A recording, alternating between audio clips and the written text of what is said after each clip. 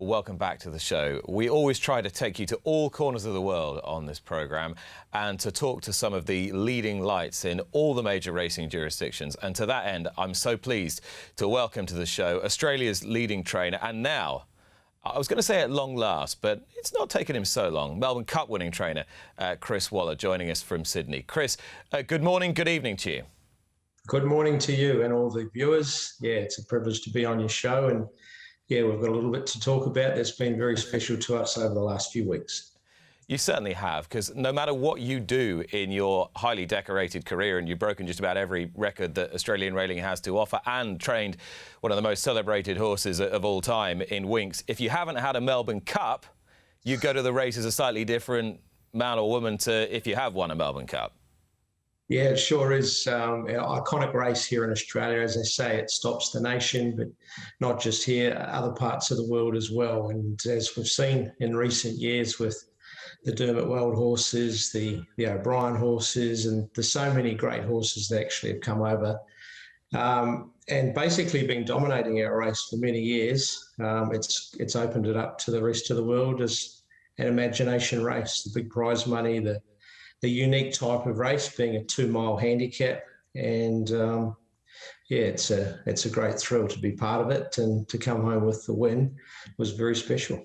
You've won it with a mare very elegant who proved, if ever proof was needed, that class will transcend the issue of distance. She not only won, she won very impressively. But what I want to know from you, Chris, was the journey you took personally in taking the decision to run her in this race, because it's a pretty extraordinary one. Yeah, well, we were trying every reason not to run, basically. She's a 9-time Group 1 winner, 10 times now, and she was Australia's Horse of the Year last year.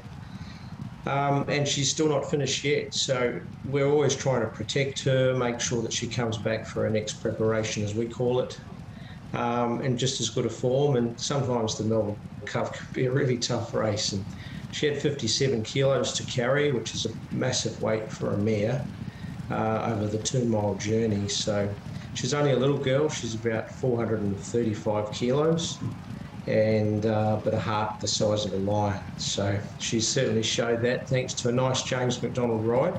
I think she drew 19. He popped her into a beautiful position going out of the straight for the first time. And as you can see here, she's just starting to show her genuine weight for age qualities, and that turn of foot that she had here left the rest of them struggling to keep up. So it was a pretty good watch over the last 200 metres, although it wasn't that easy at the time watching. You're always wondering if there's going to be one coming out of the pack, but unfortunately, for our sake, there wasn't any. Everybody always pays tribute to how cool-headed you are, and you can make sort of decisions very rationally, and you had to live through that with Winx. But did this give you sleepless nights, deciding whether or not to run Very Elegant? Not the sleepless nights, but I think Winx took all those ones away. I sleep well still. She was different, Winx, quite unique, being unbeaten for so many starts and expected to win, and counting down to the final days, of course. But with Very Elegant, there was a $2 favourite in the race, so incentivised, he was expected to win, and I guess that took some of the pressure off us. Yes, the only concerns I had was how she would cope with the weight and how she would come through the run, but she ticked both boxes with relative ease, and glad to say that she's pulled up safe and sound. She really absolutely bolted up when you look back on it now. It's a massive moment for you, a massive moment for James McDonald, who, like you, is from New Zealand. What do you see in him when we talk about riders of global calibre? Well, he's right up there with the best in the world, that's for sure, and he's still very young. So mid-20s, James is, and there's so many great riders around the world, of course, and longevity's the key, but he's doing so much so early. He's got a very cool head on him, and just loves racing. He loves his breeding, he loves the training of horses, and obviously dedicated rider as well. So yeah, how far he'll go, I don't know, but he'll certainly be one of the all-time greats. and he's a credit to himself. He works very hard, and as we see in each country, we've got pin-up jockeys. He's certainly a pin-up boy here in Australia, which is great for the industry and what the young people look up to. Now, when I spoke to James the other day, Chris, he suggested that you might be quite keen on the idea of bringing Very Elegant to Europe or somewhere else in the world than Australia. Is that on the agenda for her now? Yeah, it certainly is. The owners flagged or raised the idea last year, and I wasn't quite as keen, but I think now's a good time to do it. The beauty of Very Elegant is she's adaptable over all distances. So she's won a Group 1 race over 1,400 metres through to 3,200 metres now, and she's won it on all conditions. So a very firm surface is no problem, and a very wet surface, she's almost as effective. So to me, that's the right type of horse to travel. She's a very clean-winded horse, so doesn't need a lot of work. She can do her work here in Australia and pick out 2 or 3 races over there. The owners have got their heart set on the Arc, which is obviously a very, very hard race to win. We wouldn't come expecting to win an Arc, but look, we watch your racing every Saturday night. We're aware of it all, whether it be England, Ireland or France. Just great racing, and to be part of it, I think, is one thing. And if we've got a horse good enough to be winning that many Group 1 races here in Australia, obviously she's at the level required to be at least competitive. Of course, respecting what we'll be taking on, and try and find a couple of lead-up races we might be able to get a win on the board first would be always a bit easier. So how would you have to schedule that to fit in perfectly with what you've still got to do? So you've got to run in all what I would call a Dabe races, a Dabe Very Elegant matchups that they had in the our spring, your autumn, and then do you get a little break into her and then ship her here, June, July time, something like that? Yeah, the Australian horses out of our spring all have a break of 3 to 4 weeks and then start to rebuild again. She will start racing about mid-February, and her last race of the preparation would be a 4th race, and I think that would be about the 10th of April, and then we've got that time to prepare to bring her across and work out whether we come early or late. Probably late, being a mare. We get a lot of horses from Europe come down to Australia, and it's not an easy exercise. And obviously the trainers, William Haggis in particular, that bring them out to Australia have done a great job in recent years. Certainly to Sydney, we'll have to be trying to do it in reverse. And as I said, with a mare, when they've got seasonal challenges, it won't be easy. So that's all the fine tuning that we'll need to do between now and then. Now, Chris, you've seen this movie before where you've suggested that Australia's leading horse and sort of heroine of the people will come to Europe and race, and it never quite came off, and you were bombarded with inquiries and sort of controversy from all the media here. Are you standing by to put yourself through all that again after the Winx scenario? Yeah, that was quite unique. Winx was a different horse, and she, as much as she was loved here and all around the world, she was just idolised here in Australia. And she had some big targets, and to win 4 Cox Plates has never been done before. And as I touched on with Very Elegant, to take the horse to Europe is one thing, then you're expected to bring them home and race at that high level. So you've got to do it in reverse. So you're travelling a horse twice, and it's very hard, especially with mares. And yeah, with Winx, we didn't want to take that risk, and I think we made the right decision. But yeah, it was an interesting one. There's always critics in every sport or every part of life, but I'm pretty proud of the job my team did with her, and what an amazing experience it was. An extraordinary mare. I mean, she won 33 races, which is almost stretching the bounds of possibility, whatever racing jurisdiction you happen to be in. I'd be interested to know, Chris, from your point of view personally, when a folk heroine like her retires, as she inevitably has to at some point, how do you as a trainer refocus, reset, and move on and still be motivated? Yeah, I guess it's a bit easier than a sportsman when they retire. unless they go into a coaching field. But as a trainer, um, there's always so much to look forward to, and I've got a very big team. So it's just one thing into another. And ironically, when Winks retired, I think Very Elegant won the Oaks the same day. And we've had a few other good horses come along as well. So when there's a good horse, in particular a Group 1 horse in the stable, that's all you need to keep a trainer dedicated. And yeah, there was emotional and stress sort of related issues that we had to deal with, both Hugh Bowman and myself, but we're over that now, and it was an absolute privilege to be part of a horse like that. And she's done an amazing job for racing in this part of the world. When you say there were sort of emotional and stress-related issues, is that just because she took you to such high places and had your adrenaline pumping at such a rate? Yeah, it's hard to explain. It's not like you're a soldier going to war or you've got health challenges. Like, that is stressful. But in terms of a horse goes, we put ourselves through everything. And she took over our life. And when she retired, well, when she was winning races, it wasn't excitement. It was just utter relief, and not to let the team down, the horse down, because she raced well into her 7-year-old year, and she'd been racing since she was 2. So for 5 years, we went through this. And I did a public speaking engagement about a week after she retired. I couldn't even talk. And then it slowly got better, and I'm good as gold now. But we were just emotionally wrecked. And I was pleased to see her retire, that's for sure. You might be getting on the roller coaster again. Have you considered that? It's a little bit different with Very Elegant.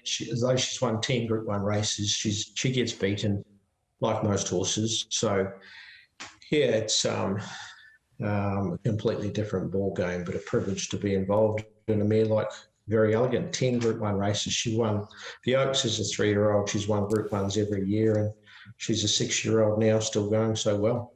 This is an interesting point. Do you think worldwide we place too much importance on not being beaten? Does it matter if a horse is beaten? It certainly doesn't. It certainly doesn't. But when you're when you're capturing the imagination of new race goers or new sporting people or general public, they only care about one thing, and that's the horse winning.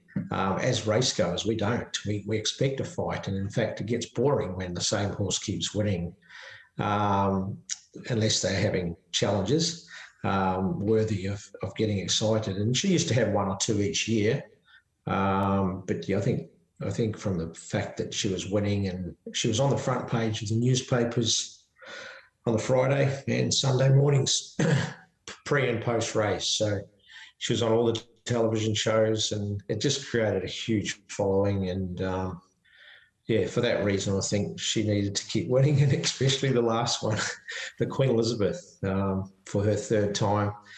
The curtains came down, and she was certainly standing tall. Chris, you'll be fully aware of the reception here in the UK and Ireland and France to the increased restrictions on horses from this part of the world travelling to take place in some of the big carnival events, particularly the Melbourne Cup. What's your thinking on that as regards the internationalisation and profile of the race moving forward? It's very important that we don't have too many injuries in racing in general. So in modern day, we've got to abide by social standards and what the community expects, because there's always challenges involved with that. Social media is so powerful, and it gathers momentum. So they needed a change. The changes have been very aggressive, and I'm sure they'll be reviewed because there wasn't enough horses came out this year. And we need the international horses, not just for the Melbourne Cup. And the Melbourne Cup is probably quite unique. It's a very tough race. It's 2 miles. It's run on a pretty firm track. And it's seeing horses, motor racing terms, running on the red line for a long time. So, look, I think there'll be a lot of reviews taking place now. And the last thing we want to do is slow the impact or slow the influx of horses coming across, because not just the Melbourne Cup, we need them in Cox Plates, we need them in Queen Elizabeth's, the new race, the Everest. We want international representation here in Australia because it gives us our chance to showcase our sport to the rest of the world. So as much as it is a bit easier when they're not here, I as a trainer need them here. It's great for racing. And it cuts both ways, because there's every chance that if this had taken place 20, 25 years ago, nobody would have thought to, well, ring Chris Waller, let's talk about Very Elegant, a mare that a lot of us are very interested in, because the fact that horses from here have gone to Australia has enhanced her profile, because we have context. So globally there is context to these races, whereas there might not have been before. Australian racing is so strong at the moment in terms of prize money, and new races getting put up every year. There's a bit of rivalry going on with Victoria and New South Wales, and creating pop-up races, as they call them. There's I think. Do you like them, the pop-up races? Oh, you've won a few of them. I do. There's one at my home track called the Golden Eagle. It's worth $8 million. It's put it up above the Melbourne Cup. So that's run on Derby Day, and it's the iconic racing. People just hate the idea, but the fact is it's generating wagering turnover, and that is passed on to participants and stronger racing. So there's a method to their madness, but it'll only be a matter of time. But before the European horses come down for these races, there's an All-Star Mile worth about $5 million. You're seeing the Golden Slipper go up to $5 million. You've got there'd be at least 30 $1 million races in Australia. There could be more, and doesn't look like slowing down. And the Everest, I think, is $14 million. Is that all? Yeah, it could be more. It could be more. It'll go up. It'll be 15 million in no time. Well, I think everybody watching is going to be extremely grateful that you're considering coming here for a cup of coffee and a bacon roll en route to, the Art, Chris. Yeah, you can't beat prestige and tradition, and we love the English and Irish racing, and obviously we'd see a little bit of the French racing, but it's obviously a very high standard at certain times of the year. Chris, we could talk for so much longer. Really appreciate your time today. I'll let you crack on because I know you need to get a little bit of sleep. But thanks so much for chatting to us, and we'll catch up again very soon. And looking forward to seeing Very Elegant here next year, hopefully. Absolute pleasure. And we'll try and bring a couple others as well. We've got a really good sprinter called Nature Strip and a very exciting colt called Home Affairs. So we might not just bring one, we might make it worthwhile. Well, actually, I can't let you go. Nature Strip, he'd be a better horse than Brazen Beau, yeah? Brazen Beau finished second in the Jubilee. Yeah, Brazen Beau was an exciting 3-year-old and retired at 3, so we never saw how good he might have been. But yeah, Nature Strip, I think he sits on the world rankings right up near the top in terms of sprinters, and he's racing very consistently now. I don't think he's been further back than the first 2 over the last year, maybe more now.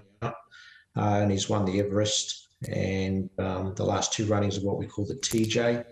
So, yeah, he's a very good straight horse as well. And the 3-year-old Home Affairs, he's a rocket. So watch out for him. Right, a rocket. Okay. Powerful rocket. Stand by. We are standing by for this 3-pronged attack. Chris, thank you so much for talking to me. Absolute pleasure. Thanks, everyone.